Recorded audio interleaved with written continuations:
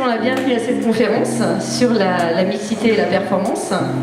Aujourd'hui, nous sommes très fiers de vous recevoir nombreux autour de ce thème. Le réseau VRL a tout juste 6 mois d'existence officielle et pourtant, son histoire a débuté il y a près de 4 ans. J'étais assez surpris, je crois que c'était à peine une semaine après mon arrivée. Emmanuel m'a dit « Tu vas voir, il se passe des choses assez extraordinaires chez ARC.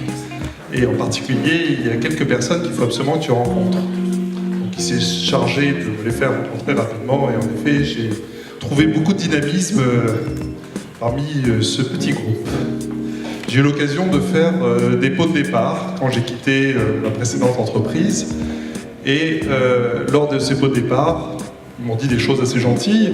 Et entre autres, sur les 18 ans que j'avais passés, ils m'ont dit ce qui a été particulier, remarquable dans ton parcours, c'est que tu as nommé 3 femmes directeurs d'usine.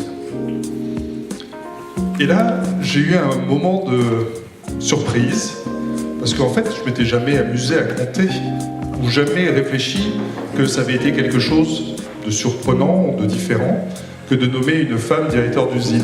Je suis Emmanuelle Gagliardi, donc je dirige l'agence Connecting Women, qui est spécialisée sur la mixité en France. J'ai la chance d'organiser aussi le Forum de la mixité, qui est le plus grand rassemblement sur le sujet, avec 2000 personnes l'année dernière, ce qui prouve qu'on n'est pas des hurluberlus à vouloir implanter la mixité dans son entreprise. Je suis enchantée de voir autant d'hommes dans une réunion sur la mixité. Parce qu'il est bien certain qu'on n'avancera jamais si on n'est pas tous ensemble, si on reste entre nous. En moyenne, il y a, vous le savez, toujours à peu près entre 20 et 25% de différence de salaire à l'embauche. Si on ne faisait rien là-dessus, l'égalité totale professionnelle serait réalisée en 2186, c'est-à-dire dans 170 ans. Dans les équipes mixtes, il y a une progression de la marge brute de 23%. J'ai considéré, après 1 an de présence dans ARC, qu'il y avait des enjeux de dynamisme à mettre en place au sein d'ARC et que le réseau VRL pouvait être porteur de ce dynamisme. ARC, aujourd'hui, on est à quasiment 13% de femmes au sein de l'entreprise sur un effectif de 5400 personnes à la fin de l'année 2016. Aujourd'hui, il y a 20% de femmes parmi le million d'ingénieurs en France, ce qui n'est pas si mal. Il y a 2 ans, on n'avait aucune femme. Là, sur 20 services aujourd'hui, on en a 4. Et on a des pépinières, on a des futurs responsables de chefs de service. Les écoles d'ingénieurs, voire les masters, ont une vocation à recrutement national, voire international. Et aujourd'hui, moi, je suis allée voir et j'ai creusé un petit peu dans les étudiantes que j'avais dans les formations. Majoritairement, elles ne sont pas issues de ce territoire. Et la plupart du temps, une fois qu'elles sont diplômées, elles vont repartir.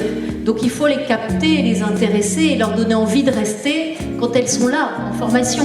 Il y a eu une étude qui dit que si on aide les femmes à entrer sur le marché du travail, c'est une étude mondiale, et à réduire le taux d'activité ne serait-ce que de 25% de différence entre les hommes et les femmes, c'est une étude du G20, on permettra d'ici à 2025 d'injecter 5 800 milliards de dollars dans l'économie mondiale.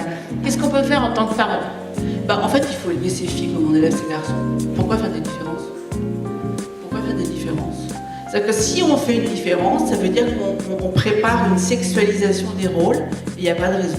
Très clairement, le VRL aussi est l'ambassadeur de ARC à l'extérieur. Les aspirations portées par les réseaux féminins sont celles de la génération Y. Les filles savent dépasser leur mère et rentrer en compétition avec leur mère, mais encore aujourd'hui, le modèle dans la famille, celui qui a la situation professionnelle la plus élevée, c'est le père, et elle ne rentre jamais en compétition avec. C'est-à-dire qu'ils ne lui donnent pas, les pères ne donnent pas aux filles l'occasion de jouer avec elle à la bagarre, à la compète. Vous disiez, madame la vice-présidente du cours, vous n'avez pas beaucoup d'élèves, mais nous, du coup, on n'a pas beaucoup de candidatures non plus, mais à chaque fois qu'on a une fille et qu'on arrive à la faire arriver, parce qu'on en a quelques-unes dans nos métiers industriels, c'est un vrai plaisir qu'on les amène, et ça se passe toujours très bien.